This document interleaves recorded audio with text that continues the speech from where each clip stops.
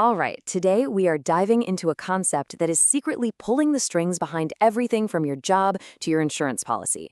It's called moral hazard. And trust me, once you learn to spot it, you'll see its hidden trade-offs absolutely everywhere. So let's get into it. So let's start with a really simple question. You know that feeling, right? That little switch that flips when you know someone's looking over your shoulder versus when you're left to your own devices? Well, that feeling, that's the perfect doorway into understanding moral hazard. It all boils down to what we do when we think no one can see us.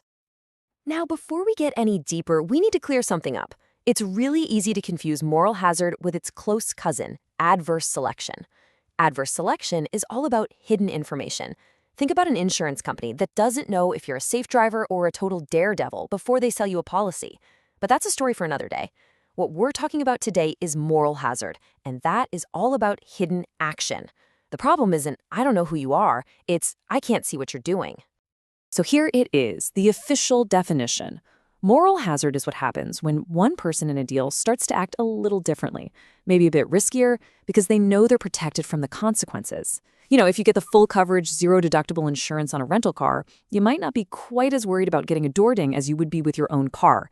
That slight change in your behavior, that hidden action, that's moral hazard in a nutshell. Okay, so to really break this down, economists use this really elegant framework. It's called the principal-agent model. It sounds a little formal, but it's actually a super useful way to see who's who and what they're really after.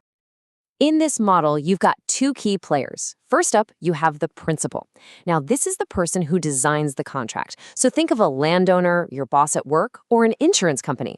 And on the other side, you have the agent. That's the person who's actually doing the work, the farmer, the employee, the person who bought the insurance. The whole puzzle is that the principal wants a specific result, but they have to count on the agent's effort, which they can't actually see. And the way they interact follows this pretty logical sequence. First, the principal puts a contract on the table. Step 2, the agent looks it over and decides, yep, I'm in, or no thanks. But Step 3 is the magic moment. This is where the agent chooses how hard to work. And this is the part that's totally hidden from the principal. Finally, whatever the outcome is, a great harvest, a ton of sales, it happens and the agent gets paid based on that result, not on the effort they secretly put in. So you might be thinking, okay, what's the big deal? Well, to see the problem, let's imagine two different worlds. A perfect world where every bit of effort is totally visible. And, well, our world, where it's not. This is where things get tricky.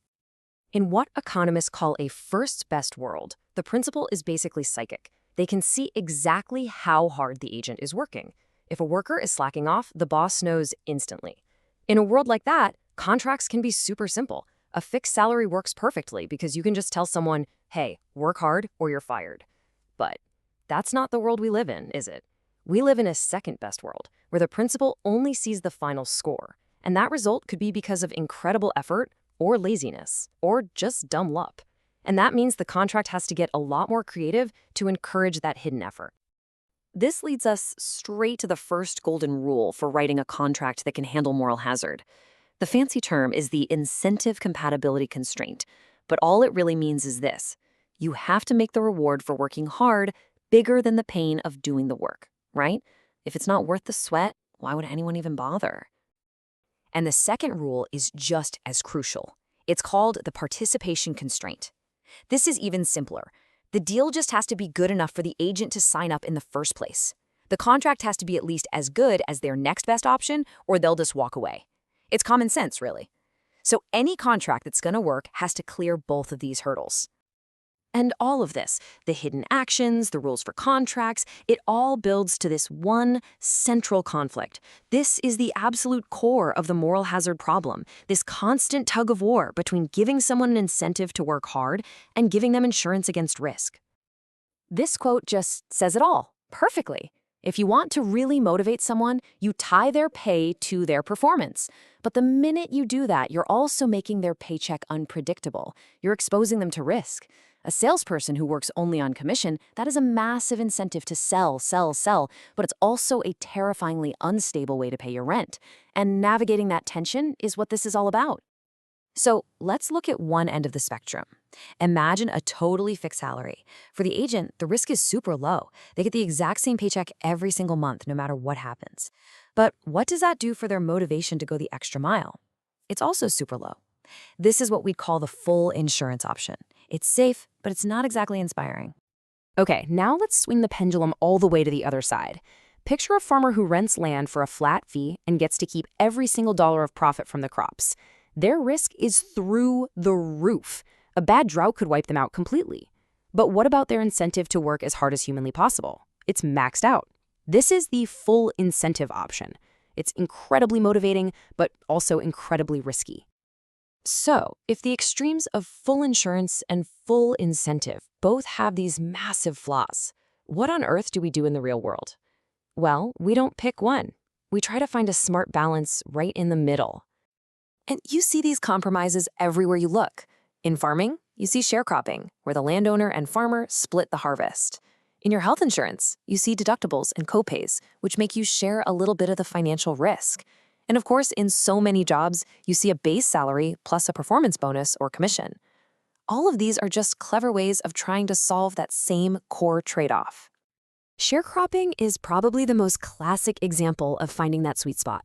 The farmer doesn't have to carry all the risk of a terrible harvest, but they also aren't getting a flat, uninspired wage. By splitting the final output, both the landowner and the farmer are sharing the risk and sharing the reward. It's a structure that offers a bit of a safety net while still keeping the incentive to work hard very much alive. Now there's one more really important real-world rule we have to factor in. It's called limited liability. And all it means is that an agent's pay can't go below zero, right? Your boss can't send you a bill if the company has a bad quarter. Because you can't punish failure past a certain point, that point being zero, it means you have to make the rewards for success even bigger to keep the incentives properly balanced. Okay, we've been in the weeds with principles, agents, and contracts. So let's zoom out. Why does this kind of academic-sounding concept actually matter in the grand scheme of things? Here's the big takeaway. Moral hazard acts like a fundamental friction in our economy, kind of like sand in the gears. Because we can't perfectly watch everyone's effort all the time, we just end up with less effort than we ideally should. And because we have to load people up with risk just to motivate them, we get what's called inefficient risk sharing. It's a drag on the whole system that ultimately makes everyone a little worse off. But the good news is we're not helpless against it. We've developed a whole toolkit to fight back against this friction. We've already talked about clever contract designs like bonuses and deductibles, but there's more. Things like monitoring and audits help make actions less hidden. Group incentives can create positive peer pressure. And there's even really cool stuff like index insurance, where a payout to, say, a farmer is based on an objective, verifiable thing like local rainfall, not on that individual farmer's hard-to-prove crop yield. And that really brings us to the end. This incentive insurance trade-off, it isn't just in a textbook. It's in the debate over how we pay our teachers, how we structure our healthcare system, and how we design our social safety nets. So I'll leave you with a final question. Now that you have this lens, now that you can see this fundamental tension at play all around you, how would you design a better contract, a better company, a better system? Thanks for tuning in.